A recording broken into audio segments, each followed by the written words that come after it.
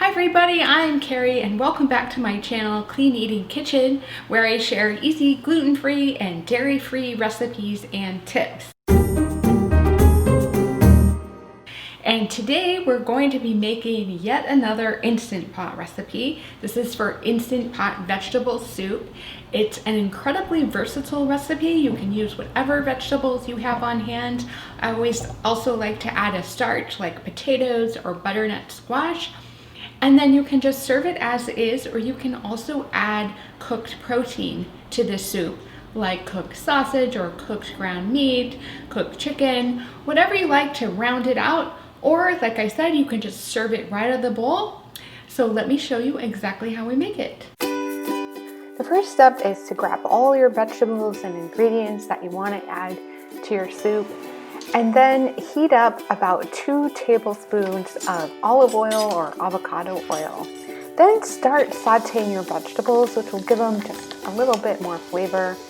I have a mirepoix here, and then I'm adding some fresh crushed garlic. And then the other vegetables are fennel, and I have some dried herbs, including dried thyme and dried oregano, and some sea salt.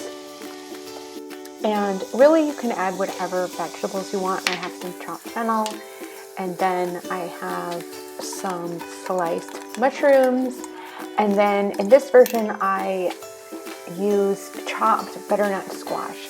But as I mentioned in the intro, you could use peeled and chopped sweet potatoes. You could use white potatoes if you wanted, which is pretty traditional for a vegetable soup. I also added some tomato paste, about 2 tablespoons, which just ended up giving the soup a lot more flavor. But it's so versatile, you can just use whatever you have in your refrigerator, and then you'll need about 4 cups of broth total.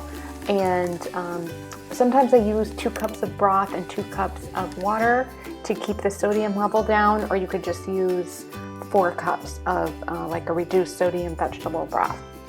And then you just lock on the lid and set the time for 10 minutes, which is really just about perfect.